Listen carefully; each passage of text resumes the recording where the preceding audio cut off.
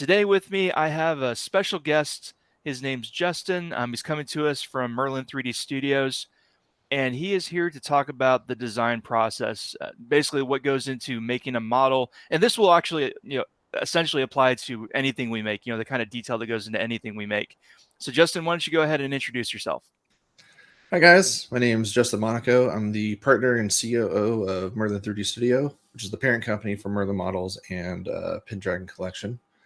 I've been doing 3D modeling since 2002, and been doing it professionally since 2008, so roughly over 15 years of professional 3D modeling. And now I'm doing it here for Merlin. That's perfect.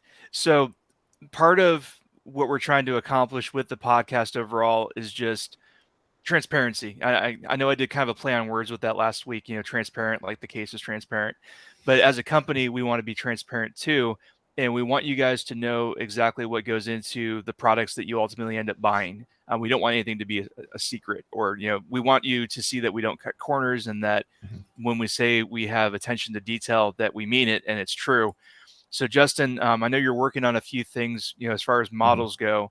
Do you have anything you want to show? Yeah, so I've been currently working on the Slave One fire spray, which is from Star Wars.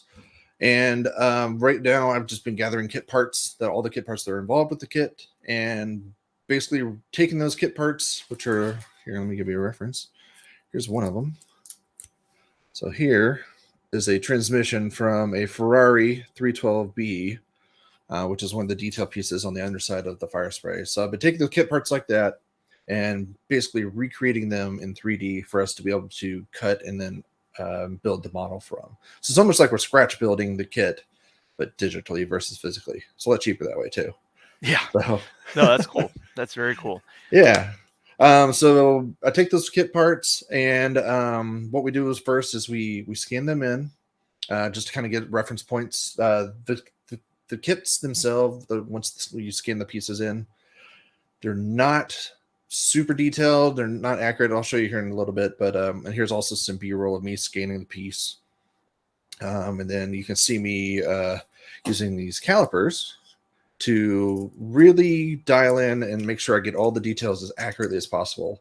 And that's me taking this kit part and doing the height, width, and depth of every single little detail of this piece.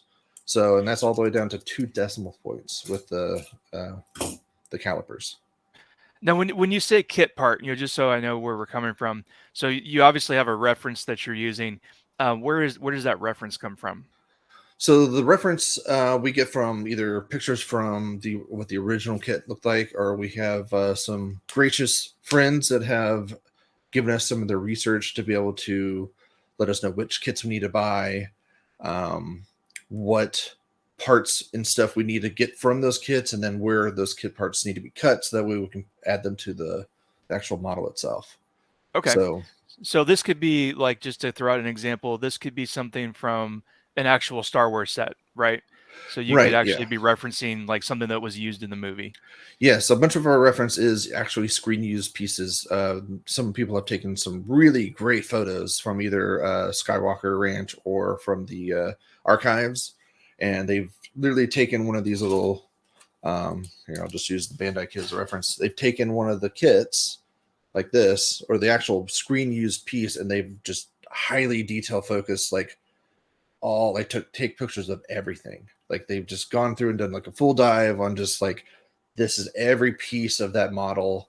This is like for every reference piece you can possibly think of. Like, and then they went through and then ID'd those kit parts. Because that's what ILM did, was they used a lot of the old like Tamiya kits and stuff from the 70s and cut them all up and just basically kit bashed to create these models It's kind of funny. vehicles. So there's when you watch the movies, there's a difference in, the 70s when they actually were using physical kits, and then when they went digital later on. It sounds like it's almost lucky that they originally did use physical kits, because that Mhm. gives us great material now. Oh, absolutely, yeah, and it's a lot of fun to be able to like take these kits and build them yourself. Because I mean, even if you don't have access or the ability to 3D model this stuff, like you can still go buy the kit parts and just there's tons of forums on the RFP and like on how to like build these out. There's people like just doing like how tos and stuff for be able to scratch builds, which is really cool. But we're Yeah, going to take it a little bit further and make it a little bit more available for people. So we are digitally making them and building them, so that way we can then cast them for our factory and make them affordable and for people to be able to buy. that's So perfect. Yeah, so why don't you show us, let's say that you scan something. What does that look like? sure. So let me share my screen. And I'll show you. These are the kit parts right now from the Ferrari. I'm currently working on that set of You have kit to click parts. your screen one more time to get that to pop up. There There you you go. go. Okay. Okay, there we go. All right, so these right here are the Ferrari kit parts that I've currently been working on. As you can see here, so this is a scanned piece. So as you can see with scanning, what it does is it shoots a point cloud out onto the model and tries to capture the detail using the point cloud, which our scanner is pretty good. But even with it being, a pretty decent scanner, you still get this crazy texture. That's why we don't like to just scan stuff and be like, all right, there we go, we'll put it on the model. Yeah, so you As can see that the surface of the models themselves, it's really rough. It actually looks like if you've ever bought like a graphics card and you've got the cardboard inserts that are holding it in place, it almost looks like something like that. It does look like Um, that. Yeah, now that you yeah. mentioned it, that's funny. So yeah, it's really rough. The surface is rough, but you basically get, dimensions and Yeah, it you get looks the like you're rough capturing. dimensions. Yeah, so Yeah. you get the rough dimensions, you get the little, so you get your reference points essentially. Mainly things like I usually scan stuff for like either it's like crazy detail like this, just so I can kind of make sure I get close enough to the reference point. Because some of these, like, this has a very particular curve to the part right here. You may not be able to see my mouse, but there's a particular curve to this one versus this one. You see they're Oh yeah. two completely different pieces. But I just wanted to scan it in so that way I could at least have a reference on how that curve actually is approximated. And it's really good for big pieces like this, where you have a really big curve and you want to make sure you get that accurate or as close to accurate as possible. Oh, that's perfect. Um, Yeah. but here's the wing, and then you can see the difference with my version of the wing. So my version is a lot cleaner.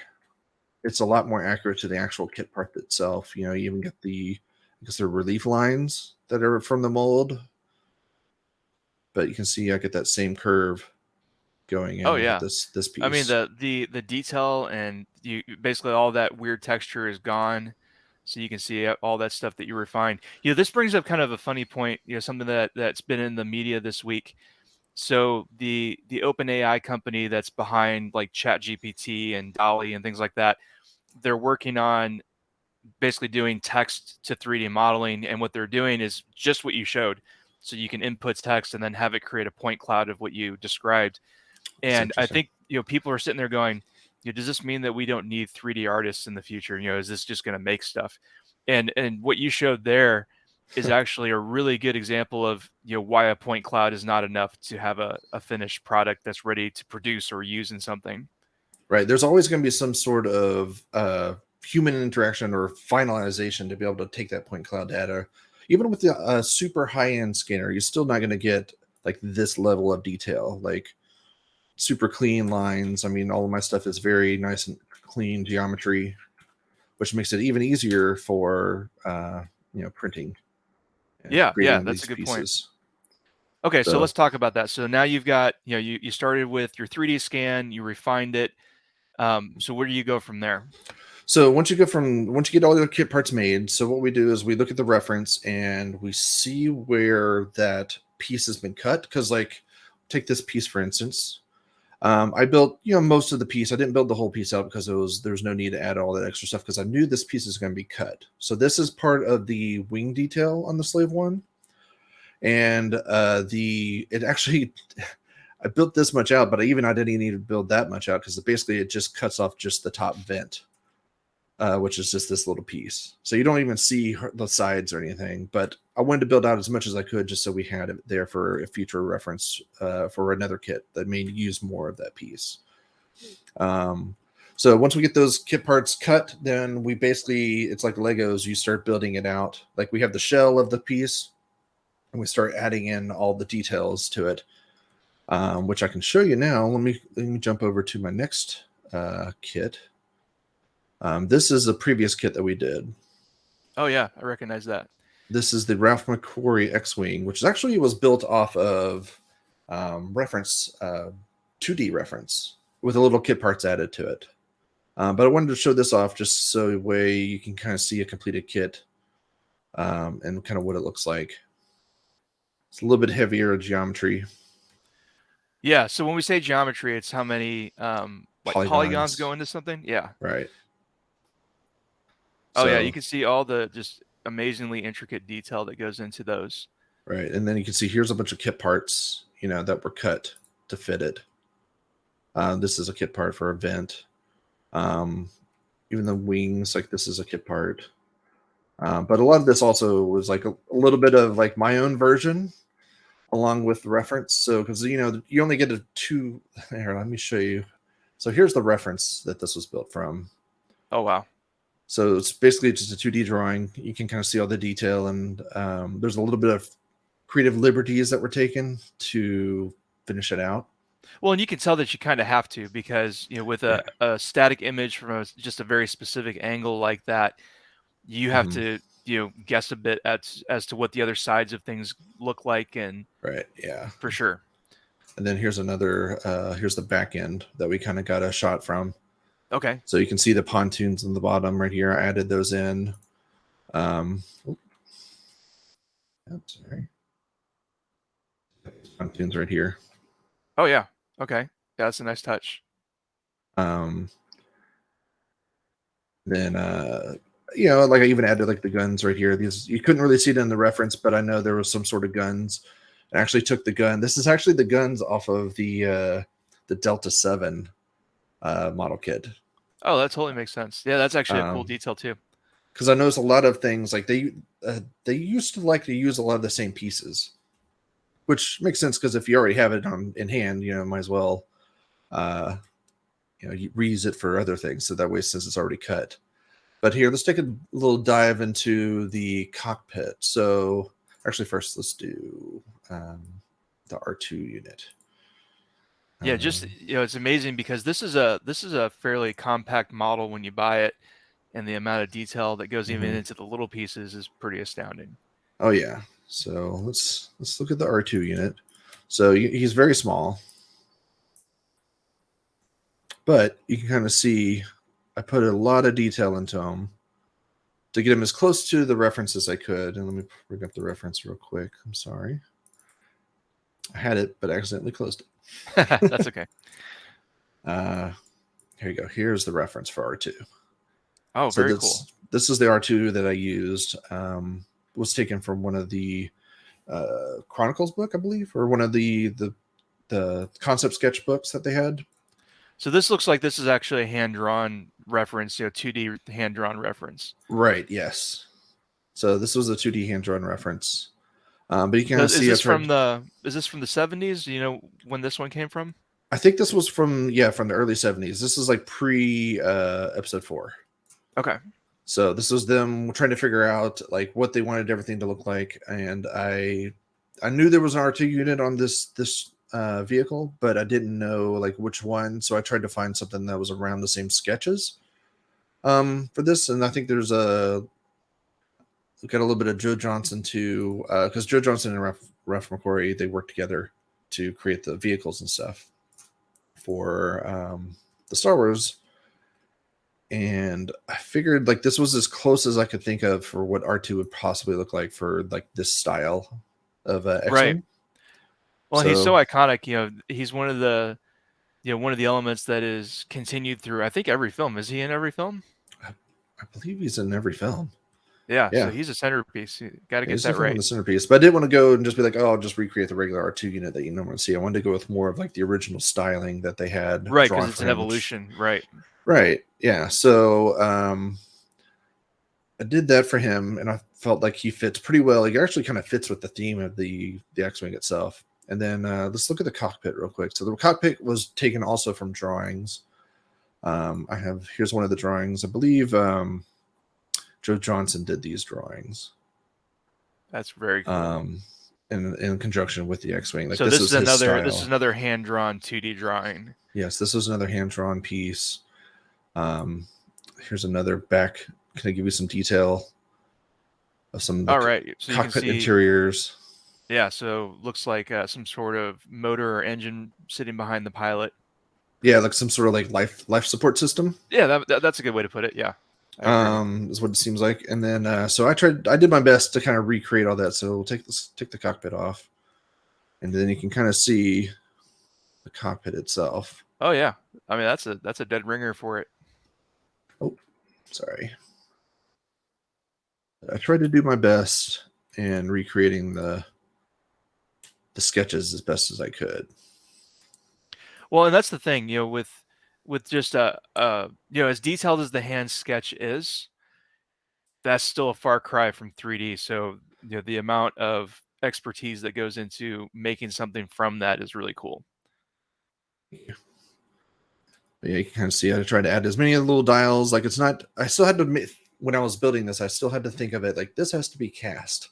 So Right, like right. we had to go in. There's a lot of like you can see there's some infilling underneath all these pipes and stuff because you can't do any overhangs when you're casting parts. So I also had to think of like how this was going to be cut apart, and a lot of things goes into engineering these pieces. So you can even see our pilot is very similar to the Joe Johnson sketch that we had right here. See, Oh yeah. Yeah, you can definitely see the inspiration there. yeah. So very close, but we also kind of took a little couple of creative liberties just to make sure it kind of fills it out. And I think it turned out very well. I'm really happy with this piece, and it looks even better in person. Yes. So, and then a little fun thing. So we'll Okay. So let's take it a step further. So we've got this, as far as you can tell, it's perfected. Now, do you go, print this out on a 3D printer first to get a feel for it in person, or where do you go from here? All right. So once we get the model all completely built and we're really happy with it, it looks really good. It renders very well, and I get all the engineering done to be like, okay, I know this needs to be cut. Like here's one piece.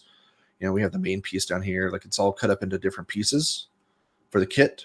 Then what we do is we do SLA 3D printing to basically build the prototype of this to make sure everything like the tolerances and stuff fit right.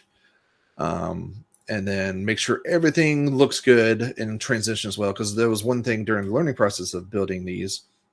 It's like, how deep do we need to make the panel lines for them to actually show up for printing? That was kind of like a Oh, learning right. process on how that was Now, created. when he says learning process, keeping in mind that printing a 3D piece might take 3 or 4 hours. So every time you iterate or test, this is very time consuming. Yeah, I think one of these pieces, let's see, I think just the cockpit fuselage right here alone took 36 hours to print. Oh, see, I'm way off. A lot of the smaller pieces will take a couple hours, and then luckily if you have a big enough build plate, you can build 10 or 12 pieces at once. But a lot of the bigger pieces like this, like that takes up the whole build plate, and then you're like, well, that's going to take 2 days, 3 days. Yeah. So, but as you can see, I even put a little animation here to be able to show the mechanism for the wings opening and closing, which there is a mechanism inside that the wings just plug into. That's very cool. For Yeah. you. Well, that's an iconic detail. I can see that, Oh why yeah. you did that. So, but anyway, so once we get the prototyping done, everything looks good. We actually print and sometimes even we print it all out. Everything looks good. Then we will do. Ethan will paint it to kind of show it off, and then we start taking our pictures and stuff. But then once everything is all set and good, we're happy with everything. We send it to our factory to get the wax masters made. And then once the wax masters are made, everything looks good. Then they will mold them with using our plastic. So a wax master, now is that a mold itself, or is that just a wax copy of each piece? So essentially, it's a wax copy of the 3D file itself, and it's made with wax so that way they can go back through and do any kind of polishing that needs to happen. So like sometimes if there's like just a slight, it's pretty much the cleanup. It makes the cleanup easier being wax. It's like a really Okay. hard wax too. It's not like your typical candle wax. But once they get the wax master made, then they go and will create the molds using that wax master, and then start creating the first production runs or the artist proofs with the plastic that we use for our kits. Got it. And so the plastic, in contrast to like a 3D print, what makes the other plastics different? So the difference between our plastic and other plastics or your typical resins is resin is very brittle.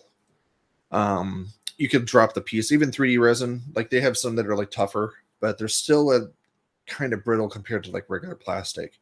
Our stuff is actually kind of like a polyurethane type plastic, so it's got a nice durability. It's still rigid, but it is more of along the plastic side. So it's still rigid, but it's also strong enough to be able to like absorb if you drop it or something. It won't just shatter on you like a 3D print would. So none That's of cool. these are like it's far beyond like the quality. It's not ABS level of like durability, but it's very very good. And then so like take for instance, I don't know if Ethan talked about this previously. Whenever we do anything like that's long and narrow like this, we usually cast or make those out of metal, just that way we don't have to worry about. It's all about longevity. We want to make these kits last for like decades. So that's why we use the really high end plastic polyurethane material, and all of our like kind of small pieces are either ABS or they're made from aluminum and they're milled.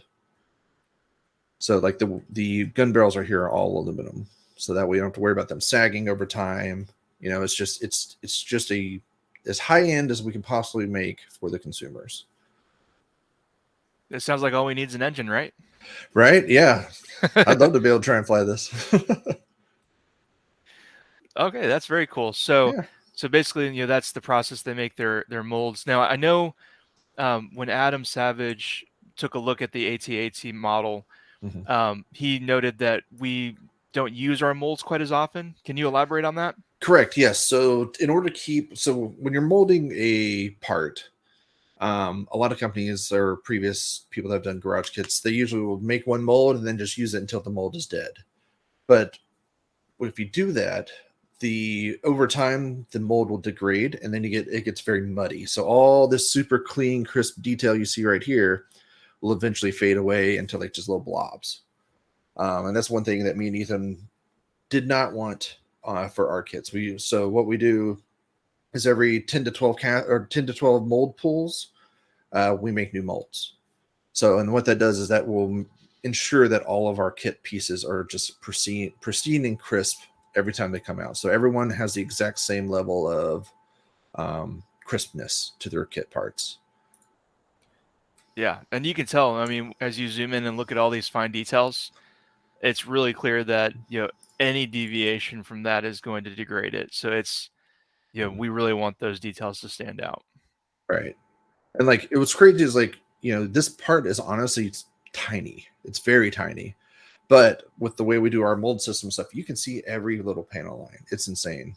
Like I was actually kind of blown away by this one because like these little wires right here are like, I don't know, zero 0.1 of a millimeter, 0.01 of a millimeter in thickness and stuff, but you can actually see them on the casted piece. It's like That's it's amazing. I phenomenal. mean, it's got to be such a cool experience to to number one go through and make this on a computer, but then to see it actually manufactured into a physical thing.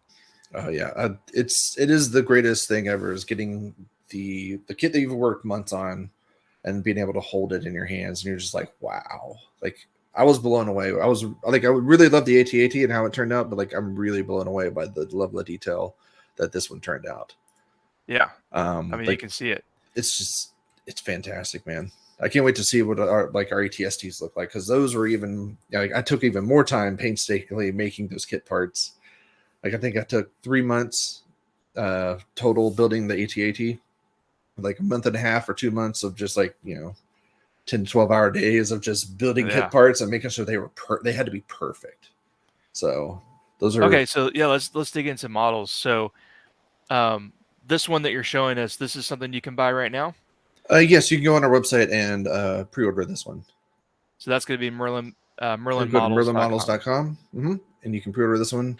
We are currently also have the Return the Jedi ATST is also available for pre-order, and so is the ESB ATST. And they also have the Imperial Shuttle too that Ethan made. Ethan made the Imperial Shuttle on that one, and I helped out with a lot of the kit parts.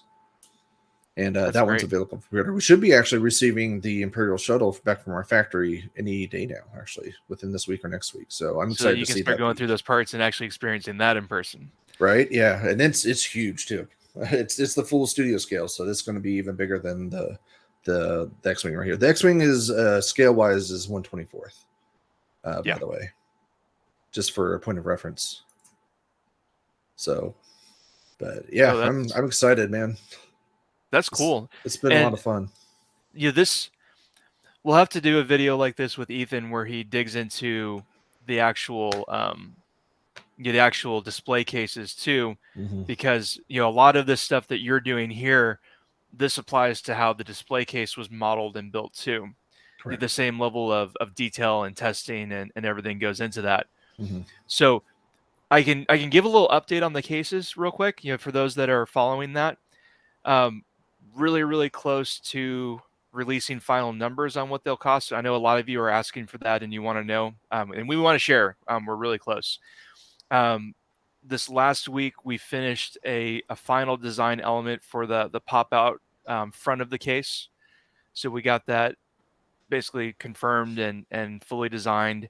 Hmm. And I don't think we're aware of anything that has to be altered or redesigned at this point. So we're kind of in the same process that he just talked about, where we want to take our designs, get the factory to actually produce like a test or a model that we Hmm. can then review and make sure that it's what we thought it was.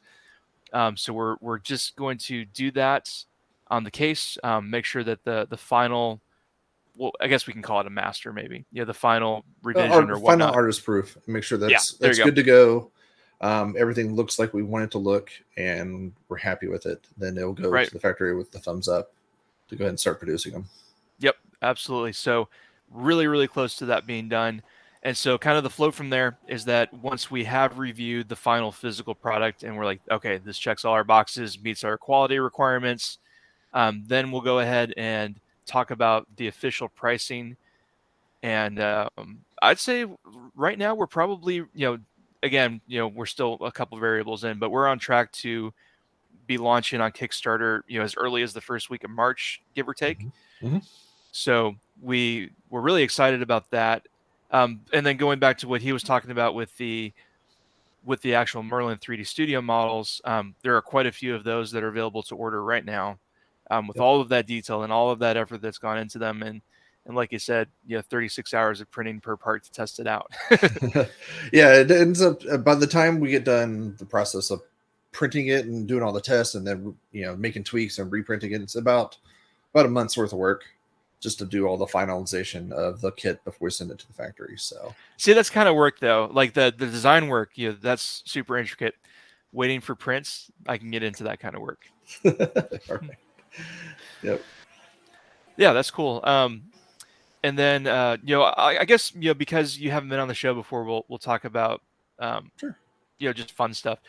So like I said, this week the OpenAI corporation started releasing demos of their cloud printing or their cloud point printing Hmm. software, which is I played with it a little bit. It's a really interesting proof of concept. I mean, from everything about the 3D industry, can you see AI matching what we're doing at some point?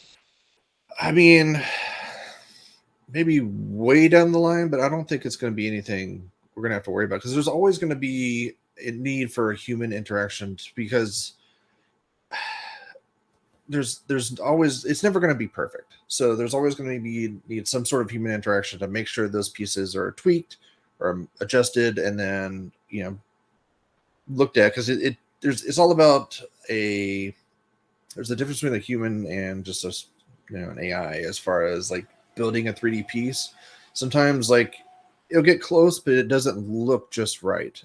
You have to have the kind of like that 3D eye or the eye to be able to like adjust. It's very minute adjustments to be like, okay, that looks as if it's a 1-to-1.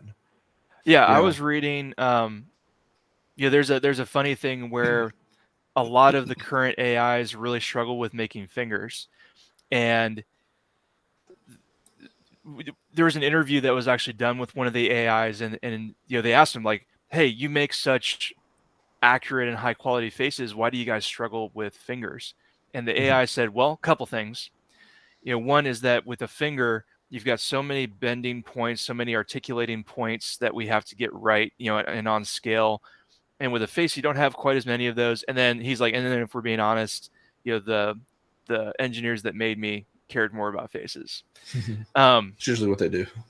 but it's interesting. I think if I was going to take a stab at it from what I know and how I experience art, it would be to say that art has always been about expression of the artist, right?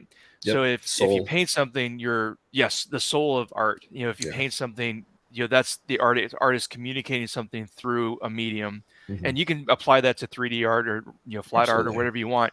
And I feel like even though AI, even now, like Dolly is an awesome example, can make just fantastic looking pieces.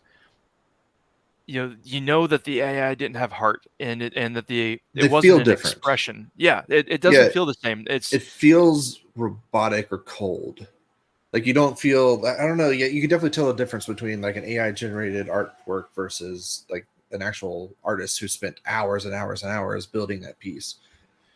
I feel like I It's can too. I still feel like I can compare them, and it's yeah. not a quality thing. The Well, AI is it's really just close in terms of quality. something It's about just it. It just doesn't feel right. I don't know.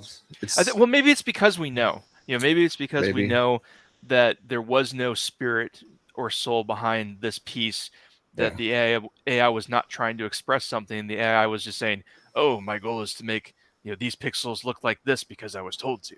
Right. And there's something that feels different about that. Yeah.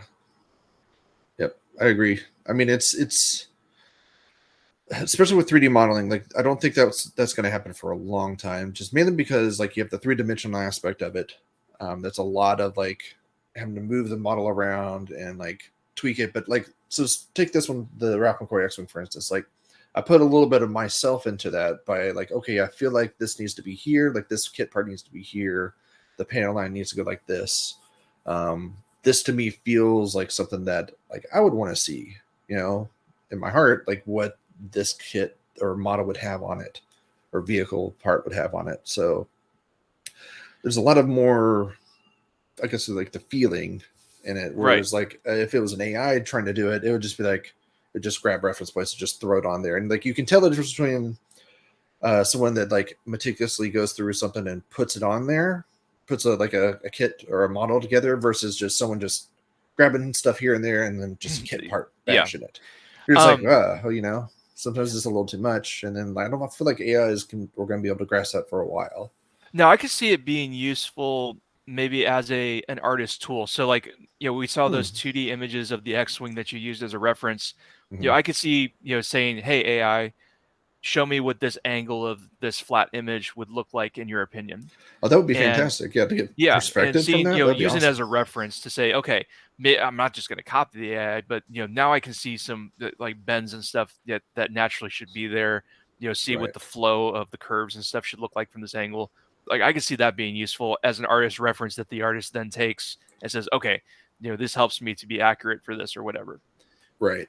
Yeah, like if it was like if there was an AI that controlled the scanning to make the scans a little bit better, like you get your point cloud, Yeah. and basically the AI instead of it just being like here's a mishmash of all the points, and I grouped those, or spread the points out to where they touch each other, and then you get the 3D model. If the AI could take that reference data from the point cloud and then like make it more, maybe even with a picture as a reference or something to be able to like smooth everything out or kind of make it a little bit nicer, that would be kind Hmm. of nice. That would save a lot of time. It would save a lot of time versus me having to like go back through and then spend. I think this guy's going to take about 3 to 4 hours to make. Yeah. Um, stuff like that that could save me an hour or two. That'd be great. Yeah. It's Um, interesting. And I think, I think I like to look at things like this, like computers and AI or whatever. I like to look at them as tools and say, how can I yeah, use this tool? Um, where I think that the perspective that other people might have sometimes is saying, I want this AI to be as good as me. yeah. I don't think And that's ever going to happen. yeah, well, I can't say I never say Well, never, but never, but it's not going to happen for I feel like for a while. Like yeah, I agree. I think doing it using an AI as like a tool to help ease your life a little bit better, so that way it's kind of like content aware in Photoshop. Yeah. You know, that has been a huge time saver. Before you had to like sit there and like copy little pieces and blend it all together and do all like it took like 20-30 minutes to an hour to do a little patch fill if you want to get something out of there, whereas now you can just content aware and it takes the surrounding stuff and then fills and does that work for you. That's a huge time saver, and it uses a little bit of the AI trickery to kind of figure that out.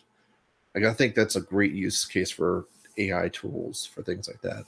Yeah, that's imagine taking 3D Studio Max and looking for those little opportunities to say, how can we take a mundane task off of the artist's hands so that the author or the artist can just be in it, can just start expressing, Oh that yeah. way. hmm Yeah, one thing would be some upgraded Boolean tools and stuff like that to be able to get those to work properly or perfectly would be really great. Or even I noticed one thing that needs to be improved on that a lot of 3D programs don't do too well on is 3D painting. To do your material and stuff like that. You have to take the 3D model and unwrap it into a 2D, essentially a 2D map for you to be able to paint on. It'd be great if they had some better tools to be able to so you just paint directly on it. There's a couple of them out there, but they're not like great. You still have to do UV unwrapping for it to like know where to put the paint down on. Hmm. So I would love to see some sort of like future tool for AI to be able to do all that. So that way, instead of having like gray models, we can actually like sit down and like paint the models on our thing to show off for the renderings would be great. Now, I know we talked about VR together a little bit. Mhm. Have you tried any of the VR apps that let you, model or create in 3D space? Yeah, I did the one of the 3D paints. I think Google released one that was like a 3D painting Hmm. tool a couple of years ago, and it works pretty good. It's a little bit more at the time. It was kind of low poly, just because at the 3D headsets at the around that time didn't have the ability to be able to process um 3D geometry like that because it's very. I mean, essentially that's what it is. It's using 3D geometry in a three-dimensional space to do the paint strokes and stuff like that. So you get this really cool look, but eventually once you get to like a huge painting or a certain point in your painting, that's a lot of polygons on the screen. Yeah, yeah, that So is the it truth. gets a little stuttery. So, but I could see it. Been another tool. I forgot. I can't remember the name of the developer. That it's basically like working with clay. So you can like work with like a clay ball, and it's like in front of you. It's been really cool for like you have like these little tools. You can swap out different like tool tips to basically mold a clay. It's kind of like a ZBrush essentially for VR, which was pretty cool. But I mean, being in the VR for that long and trying to model something like that, it's definitely you get tired Yeah, yeah. I was trying to think like, and hot. we look at some of these future technologies. Maybe we can call that the theme of our conversation. Future technologies, Yeah, and say, is this ever, or should it replace traditional methods for this? Should it replace the 2D desktop? And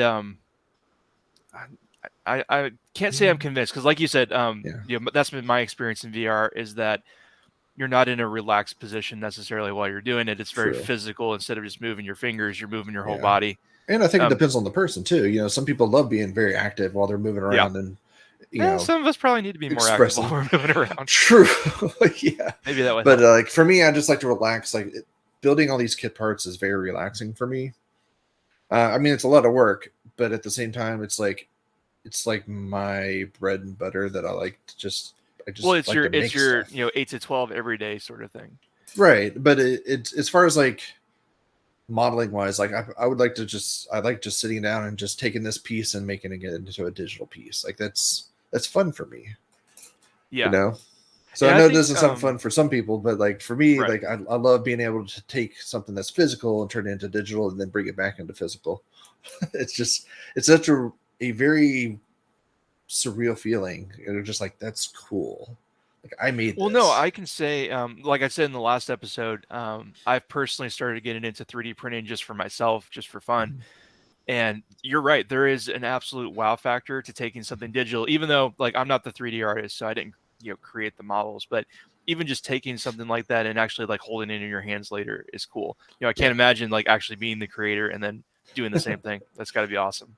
It is definitely really cool. Yeah, and the great thing about 3D printing too is like you can take stuff that like once wasn't available to you, or like no one has a toy or anything out there for, and then usually someone online has made the model or done a build of that, and you can print it for yourself.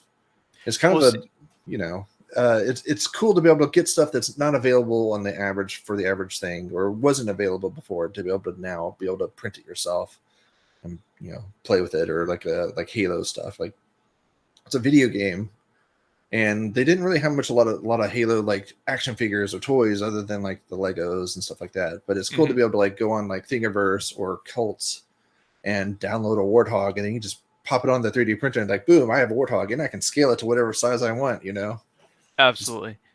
Well, and I had fun. So I noticed, so when I was a kid, GI Joes were really big, in the mhm. 80s, and I remember, being younger, that I was actually more interested in the little guns that came with them than I was the actual GI Joe. Mm, And so I was thinking about that a couple weeks ago, with my son. I was like, you know what? I was like, I bet he'd like some little guns. That'd be fun, right? So I went on a spree and just printed like 10 little guns and swords and stuff for him, and they turned out amazing, like flawless. And I gave them to him. nice.